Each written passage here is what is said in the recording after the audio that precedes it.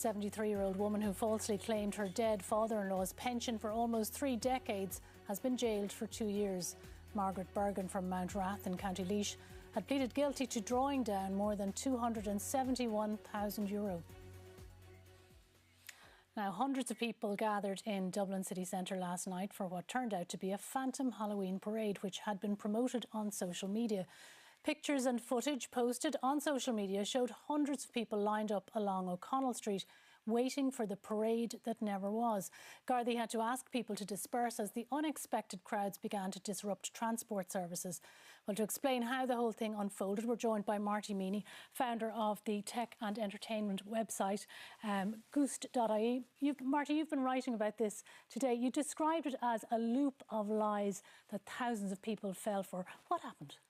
So it's a combination of a couple of different things happened here. So the first thing is search engine optimization, and the second one being the use of AI to create content quickly, and then the third thing being social amplification. So the search engine optimization is basically looking at how many people search for something, what kind of demand is out there, and how easily can you rank a website for it. And in these kind of circumstances, it can be quite easy because there was no parade, so there was no official content out there, which meant the opportunity was there. So they created the content, and unfortunately people went there and didn't check that that content was true. It's easy to create with AI. You put in the prompt, give me a blog post about a parade in Dublin. The giveaway should have been that it was ending in Temple Bar, where the streets are quite narrow. You're never going to get a parade down there. But then the third and the kind of nail in the coffin was the social media amplification, where people were seeing it on TikTok.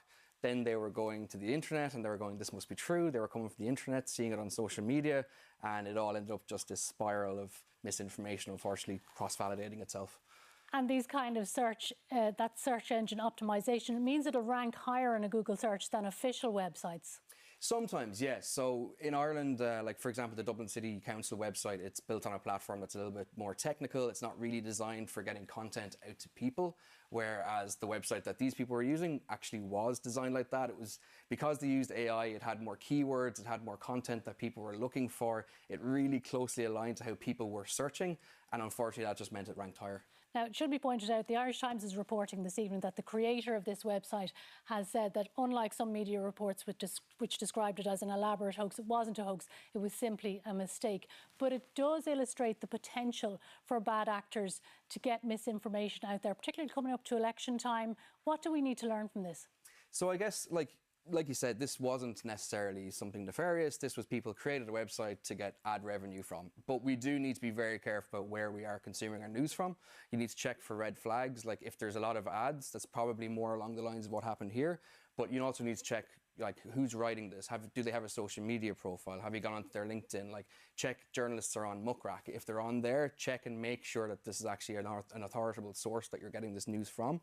And then just make sure that it's a real person, or just stick to nice and simple. Go to official news outlets like the Times, RTÉ, like Dublin City Council. And generally, if you arrive somewhere as well and you see that there's no like barricades up, there's probably no parade. All right, Marty Meany, thanks for joining us on 6-1. Thank you. A 50-acre island on Lough Ree is being bought by the state to protect endangered wading birds.